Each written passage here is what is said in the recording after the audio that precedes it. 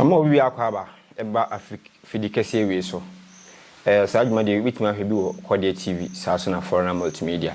Emu bia obehwebi aba modi aso be subscribe na wa share channel no ama bifufro na ono so subscribe. Na de nkomo aye be di de wanti ase bia no. Fa waje kire to comment section na ase. Anase the reverend na man so ebeto so. Se bibia nkoyi anase wanti bibia ase sene na nka wo pe no na bitimi apeke reverend na man na wa fe no. Yen reverend share be di African Lodge e ho nkomo. Enti tamchuku na de wate no beti atara na de wonti bi aso no ne obeti. Reverend Techiman makwaba mejusumia buboko oba da dawo da mi ase. Reverend we de na de me ba no African Lodge ba. Okay. Ne de yenya history. Yenya atesem. History de mi nim history. Me nya historian. Yenya history. Yenya atesem. Akwa bisu di matem. Ne wo se gretry. Yenya atesem. Die tuam. O African Lodge mu. Ana ye pese hu. Ye ka se African Lodge. African Lodge. Ya te African Lodge, African Lodge, African Lodge, Reverend. African Lodge na ye din ade. No me na se na me che otiefo biom. Ye ka se African Lodge ayeku a ye wu mu se ye beboaboa ye ho ama ye jumani sika se makoso na ya boy ho ban. Okay. If you atamfo nsam both spiritual and physical. Okay. Inano ye beje ho free atamfo nsam. Nti ye ka se African Lodge no aye sunsum mukuo. Okay. Ye hwe e de boy adwumani esikasem. Ene ye ho ahobambo. Asa de yo African Lodge man no. Okay. Okay. Enti eyeku just like men can simple to see be a maku but this is an spiritual fraternity. Okay. Ubetimi abe joining. So o joining before obebaha no obebaha say e bia wadwuma nkoyi usikasem ne nkoyi ana opa hobambo. Okay. Most na mega say 90% na omo ha because of santi. Okay. Wow. The African Lodge no. So obi pese o join ya. Mo process the same. Okay. Mo obia ni timi join African Lodge and David, no obia ni timi join. So pese o join African Lodge number 1 it was say more than 20 years. Okay. Okay. 2 it was say uye adwuma. 3 it was say wa adwum da ho. Kasa wa adwum da ho a ye obi wo ho a sabe ontimi kana no ntum. Na oni sound mind. Okay. Bia adwum kana kakra. Okay. Ontimi join African Lodge. Okay. And it was say obi wo ha bia na adwum ye fine. Okay. Nye psychiatrist. So wa adwum da ho na otimi ebe join ye. Na uswa na obe join ye unless o papa unua ana ubusuani bi ene de wo ba that one ono akasa ofie mo watem ho ase ansa na wo ba nti we below 20 years agise obi no akasa ansa na wa ba odo mo young girl oba lodge no 3 years ba lodge 3-4 years no ba lodge me ba me tim de ne ba tell me ba no nti no bibia ni a me kirikiri no mu ote ase nti odi anyinia be do this time. Okay. Nti ono nam na otun wura gufu mo hwe anim sam because lodge nkirikiri mu no ubewu akwa aba nti utugu a ntontom no be pine tontom 1000 obeba na ntontom no so awo mo so ko ba 2000 ne 3000 to mba wi kese nti oba e kirikiri sa ne nti me ba no ontun wura ngufu nti e de santete no ene etweni nkura no sa kopem se ombenyini. Okay. Said Yesu ka se mo mamofra ne kwan omombra me nchen na wenum ene osoro hine ye omode nti tama omode bible ba ha no omon tag panim bia om tag nkola nti nkola ne nyini no nom bi nyini nom so de kirekire omoma nom de nyini nom so de kirekire omoma nti panim ni fedi ye no na nkola no omo nyina to Ghana ahohum na to go di bible achi nti sese no etirini nkola no kakra dem ebe ya yebetimi overcome what we want to achieve. Okay.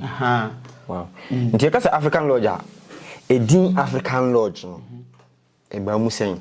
Good. Ka say African lodge a lodge ba bia ahuntaim. Ba bia do husie. Ana obo hu adwa. Okay. Nti abibifo ba bia bo hu adwa. African lodge nji broni. Broni ba monje no. Okay. So China new, Russia new, United Kingdom, we don't need you. Okay. You enjoy what? Adentia. Africanism. Ye na no mambre. E na ye toa so. Wo broni a wo hwem no. Wo na na bia anye bibini. Entino we don't need you here. Okay. So ye gi abibifo nko a pe e na no motena. Na ya practice ye na nanom culture. Okay. The Brunei culture is different from our culture. So, we are whiter. You can join Freemason. Also joining Freemason, I have their number. Sometimes me know I'm committing yard. Okay. But me show more steps near there. I don't want to join. And me Phyllis I'm joining. Obi Abaha also on joining African Lodge or joining Freemason. I will lead you. Okay. But there be a near back one and me my church say fine. That one, if you're cool with it, you can go. Me unse last na me catch say me hear me business on my own. So the opposite you can go. Okay. Me can say.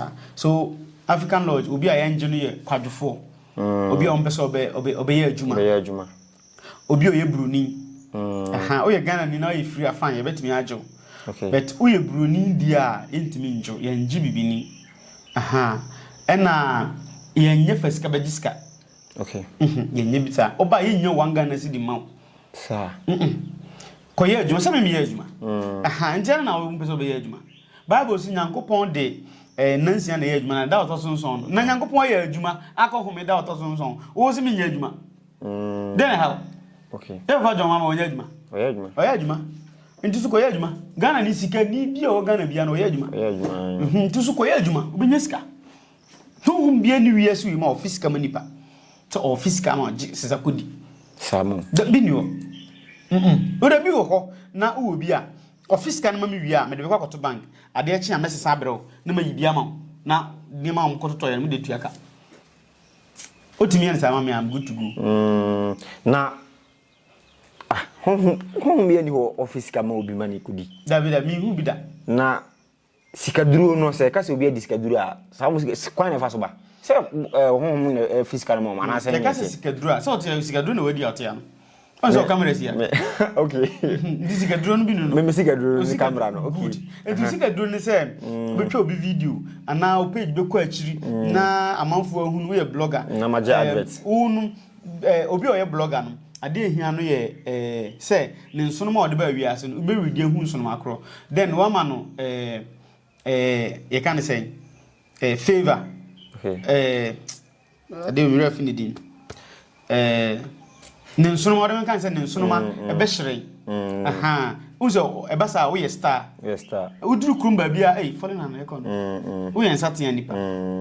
Sa obiso ye nsatia nipa. Sa na ye ka no wo ye star. Ye kan nsatia nipa. Ntinu wo peso ye nsatia nipa no. Na why nti o suma ya e bia e be mawo. Na ye mawa ye openya wo ho. Ye mawa odon sawe tia we. And bet because wo peso ye nsatia nipa. Na wa boom na wa sra.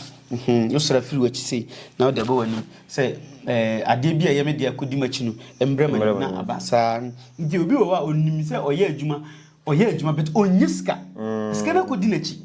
Enti so wan frɛ amba nanim a sika na kana chi ono so atwam ono so ntimi san kɔ na chi ntimi kɔ na chi ba ma no nyeye good nti na ya yesa se de be ya spiritually no niema bi a aka akiri no na me bɛboa wo na aba wanim na won so watimi aye na fi wo bɔ abrabɔ tenene before we join African Lodge your questions. First of all, do you believe in God? If you don't believe in God, untimi nya African Lodge ni we believe in God. Mo ba ha mo besom. Oh, sure, yes. Bible. Oh, yeah, you Bible, Quran, 6 and 7 book of Moses, Greater Kill of Solomon, Keys of Psalms, books will be. But yeah, no, yeah, kind books more. Yeah, they be practicals. Yeah, they be practicals. Yeah, kind books more. Okay. See, much you are the pan then. Then I'm more African. Yeah, abortion. Okay. Yenkum nipa. Yemfa tu nko Robin. Odi tu ko Robin na ebechew. Okay. Nti se manfa tu nko na se me ma adwen so e. Yempe kro no. Okay. Yempe kro no. Say that is why it is an Africanism. Okay. What you say no now the wadwena. Like how? Say bia we share damfo bi. Na adamfo no pese o chew bibi no pese o be chew pese o adamfo ni chew bibi a. That one you are good to go. Obetunya be bompai. Adamfo no be chew the pese o chew. Say prof me can what you say. Good. Okay. That one fine. But say we need the hopa na attack nipa no personal. Oh no. No. That one yenterity. Ubedem. E be chew so.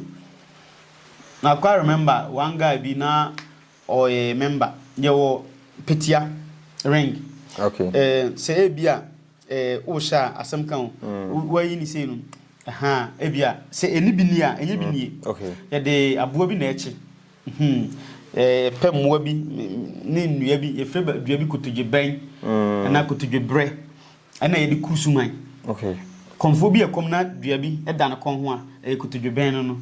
Ene de timsuma ye de che sa suma adewi a abaye bosom enye bi nie ame bi wo ho me de kra mo sa be fa ko emboy bi abefa se o sha wo chi se asembo ni bi e beto no ana asembo ni bi e bisi esi o machi na wa hye wo achi asa unya hye ni se ya asembo ni bi e bisi esi wo achi now boy ni ba ye no ye man bi no de ko kronobo the time amete no de ren no ko kronobo obetumi aba ha be fam cars ni moto esisi e bi akọ unhu da say asembo ni ebesi no esi wo na chi abetu ka nakọ ansana we hu say ti by the time I signal say akwano e de ring no di sa adwuma no ye kokoje da na ye je na ye che no obubuo ayi sales wono ansana mu di na asem wow anti hai ye nyesa ha nti u ba e be kire say unnim na odi ehu bibi ekobokro no a ye bechu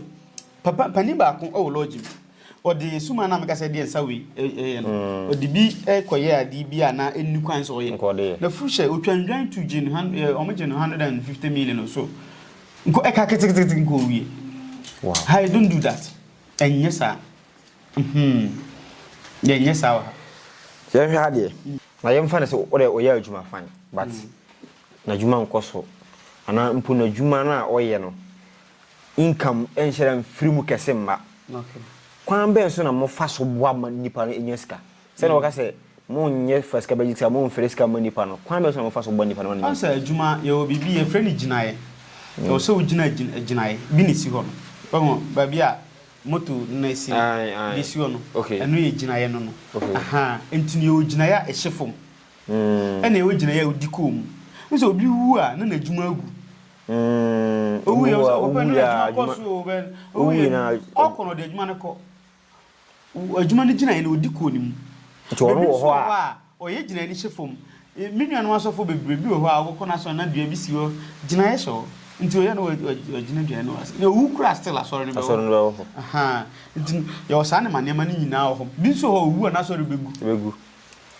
odi gina ne ko ni mu nti owu ebegu nti u ban lodge mu a ye kire osa ade no say e wo so odi ginae na adwuma no egina na bibia koso kama e de mawo then ye wo suman a eno nso masika masika say e ma cash o ne sika obi esika ade echi a e wo obi ho no nti say akakwan ba fa so abeje nti say woton nchene polythene bag ensuo e wo sa manfo beto na unyesika that is all okay the kwan e fa so enyesika no nti se wo ye kwadwefo na ba ha obedwen se African Lodge amwa me and African Lodge anyese na anyese aha that means e bia ye kwadwefo okay but bi ho ono oba no onim se ye ka de kata so keke no nti oba na se e bia de ohwehwe ne nsa nka oi ani atam de obeji bia nkasa mamwa me nti wo ba de ye kan no enye ntro unya wanga na sidi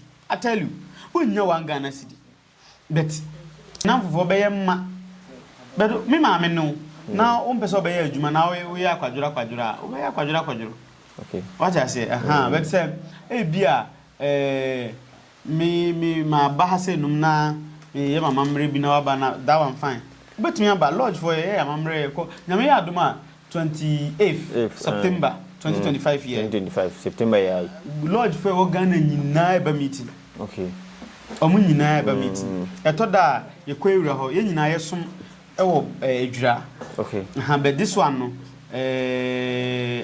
afibia committee am say 3 times or 4 times so ye ba we akatu ye ba we aka last one December 3 months bia ko 3 months bia 3 months bia 1 na yakohwe de na ekoso adwuma sem isika sem ahomambo bibia na ya ye bibia okay dise mu meeting a say na mo ye wonye mama ko practice occult no nya dade reference occult dey different from lodge difference kese pa da yentem lodge is different from occult is different from lodge is different from church sa ne ma miensa we nyina nam kwan ba ko so occult lodge church ni nyina nam kwan ba ko so be do bia ne se de oye na ade ye nya church e na ye nya occult ye lodge ye ti mu hia se mu ko hia meeting am ko ye de okay ye hia meeting ye bisa then ekoso then ye ya African lodge e be koso who koso a mimi koso a papa yi koso a we koso a na African lodge akoso no okay enti ye hwe de ye ya ye be koso e wo wiase ye be boy ho ban se de Nyankopon ba wiase no niema e wo se ye e de ma ya ba wiase ye nitimi gise ya ba wiase niema ye ya e be boy ama ye hu se obo ade bi nsu ho a wo ne boy ba wiase na ya ye na pede ama no ye ade a ye de ye wunua enye ode no ye de ye wa enye ode no emfa nye wunua ye practice sa ne manema ni nyina then when it comes to spirituality ye wa honhom ye somom ana ye namom so som Nyankopon so say dem di kan kai no de time na Bible mbae no de na ye na nanom ye okay e de som Nyankopon no enu bi na ye nso ye so ye hwese ye be practice sa ne manema no ye dware nduro nti e ba meet na the first thing mpaibo okay ye bom mpae either spirit Odin and spirit stand up be lead here the first prayers no na na bom mpae e bom mpae wi a amamre ye dware nduro ye bom mpae wi no ye dware nduro wi a ye di enkomo ya to party kakra kan ano iwia ya cheke ni ma bia yenko ye ni ne ma ye betoto e be boa ye ma ye sitina ma ye juju dia ma ye iwia se be spirit calling na ya fresunsum no ye wo say ye swata no tigare ahonhoma aka no ebisa ebia foreign na de na ekoso ebia we na ekoso na ye chiri na bibia akoso kama de ama no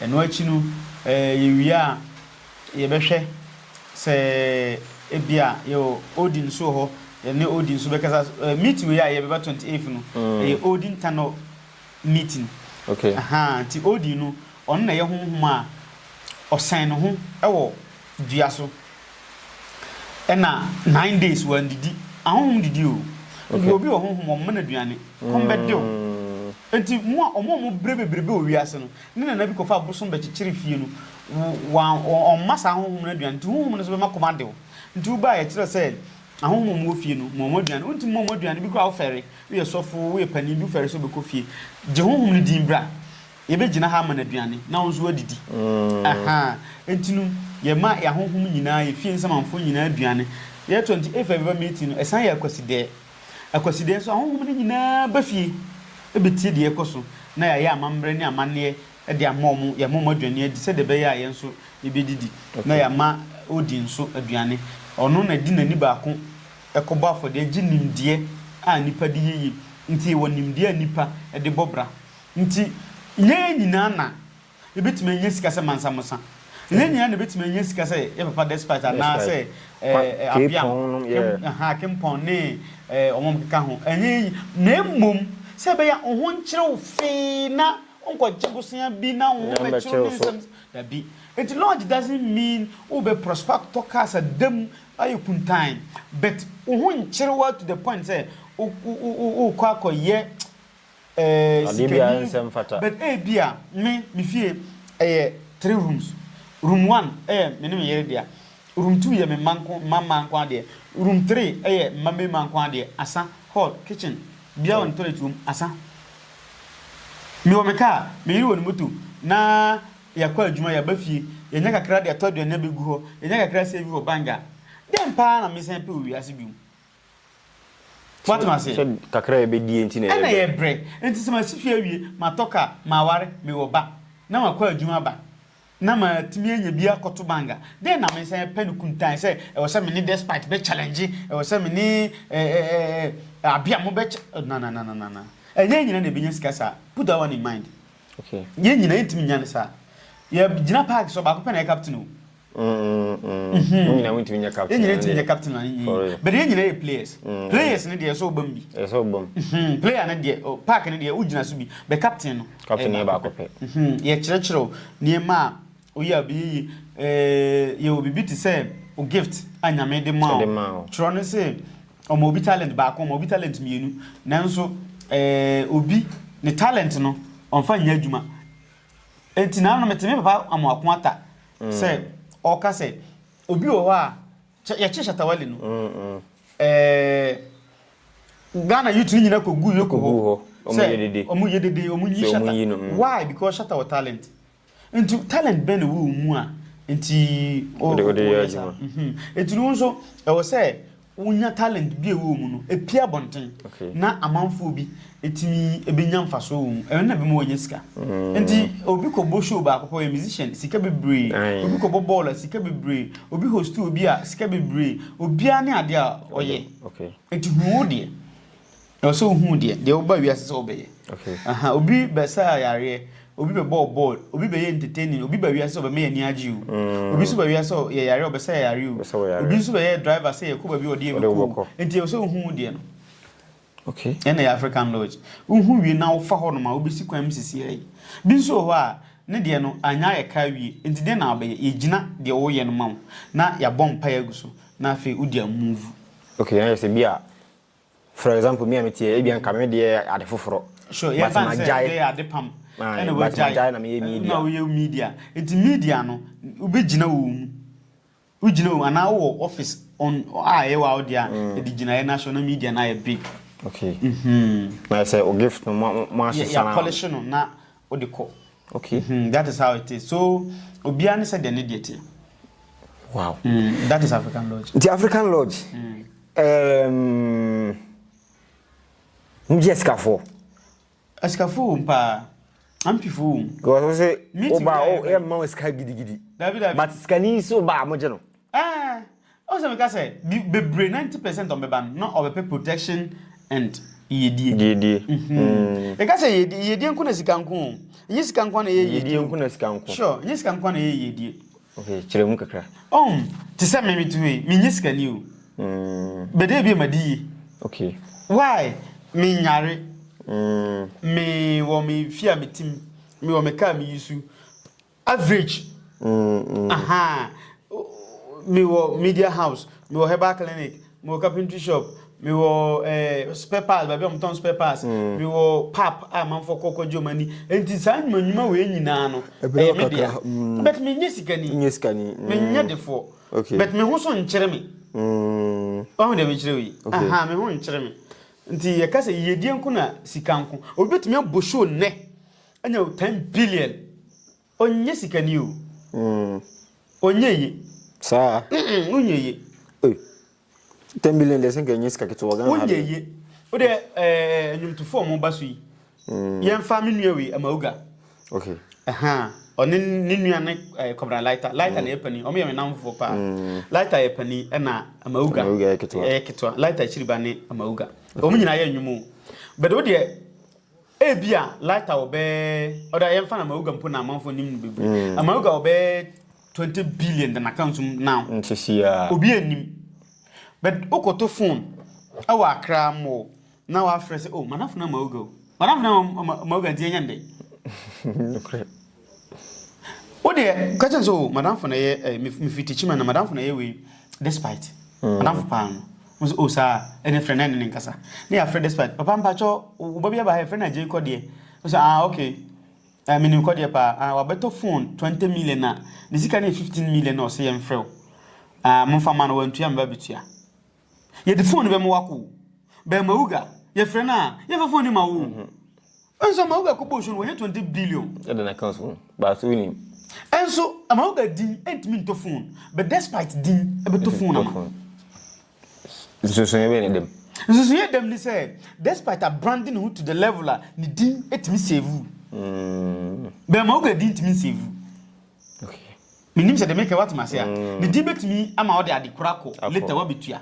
onya kasa pe na yete ni voice say e ono a etimi aja so e betimi aja so oh aha eno na kire say we oyiskani sika yo categories 5 first sika eye wudin okay udin timi to ade wa bra wunni ho aha so udin timi to ade wa bra wunni ho a guy bi ba ha man bi OBS mo odin bi o me friend wo Techiman otonkas nti otoka ne ma wa na ututua eso a na wafa but so pe garanta ba bo frame no na me nia na me kwa akra na akra wa amasaman nti o frame rebe na me says ma ba Techiman o me beji ka o so OBS so bibisa ho no na o se me pe obi no guarantee ma na me sa no se na me so okay ma ne nkasa George for rebe na me says et se na me say minimu o be wonnim me na me sa nya na wo obo mani ho no na me say an me a o minimu pa moye excellence awards no o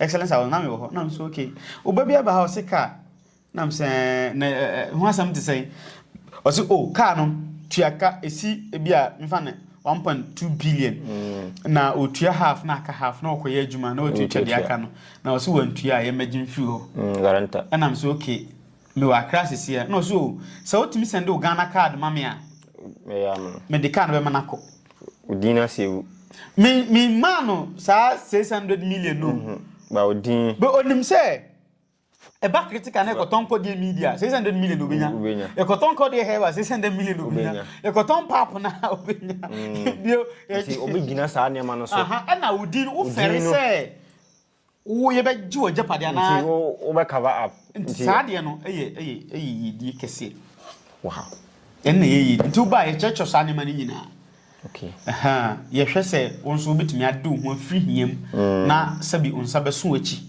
na watimi ayeyi nyame ya adom a ebeba meeting 28th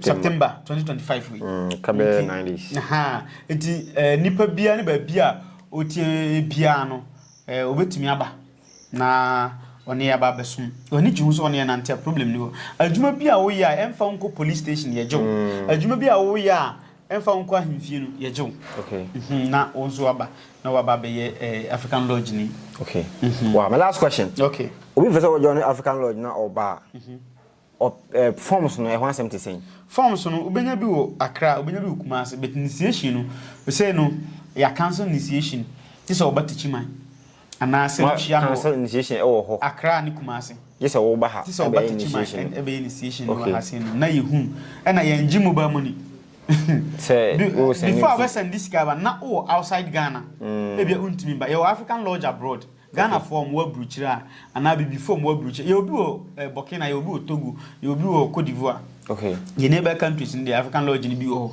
aha but ye hwe kwan be fa so e betre Africa ha nyina kodu ba bia e benya bi e wo ho no ma o mo nyina be som kama okay so we are on it the forms no like saying forms 1000 Ghana for now bi o ho a obodi na obokwa ko video we e bia 2030 I matter that's 1000 Ghana enya hwe aha okay nti first na ye form cry enton na ye free o ko nua bia na de na ba be na manfo ebum sebi o mfa nchem se me kasa na nkwasiafo ha se ebum ena de ko 200 cedis ena jump from 200 ko 500 ena 500 ko 1000 say ube ya initiation items bibia and number 2005 or so okay na sana what me ku ni ba utimi ku ni ba dia on to hwe ye du sika no e bo ho bra na ya sed na no nyankopon se o ma wonyi okay wow ye ntua tight ye ntua hwe ye to correction koye adwuma na fa bo bra all right ka bibi chere atifo na ye sorry so mo mo hwe me nyina no nyame ya adomo a 28th September ye nyina Asia e wo Techiman na ya ye meeting 2025 aha na December so meeting ho I'm say January February March ho ba bi so meeting ho April May June July meeting ho August September meeting ho October December meeting ho sa 2026 as na make okay it will bet me about join here as 3 months no ahyia na afei komo bia o se yedi no ya di fo adwuma bra wonya adwuma memba baby a also pese ye adwuma be wo boso a embo nso bitumi aba adwuma na wo ye bi asai nso bitumi aba na afei ye nyina ka bum na bibia e correct e de ama okay wow abusia ye no revenue be din come efa African Lodge me sure say be a question be wo Techiman ti ambisa ani di mu a offer revenue number na offer betimi ambisa no aha offer say revenue aha na nka me hwese obibisa we wan bisa nti e ho anu ye ti sen pacho obeyiwa no fefefe na opese ojoin ne offer number na nkomo bia opese oni di fa African Lodge mo bia wadwuma sey onkoso wo ye diem farama na fe no na oni na dwedwe kom ha na ye di besi that's it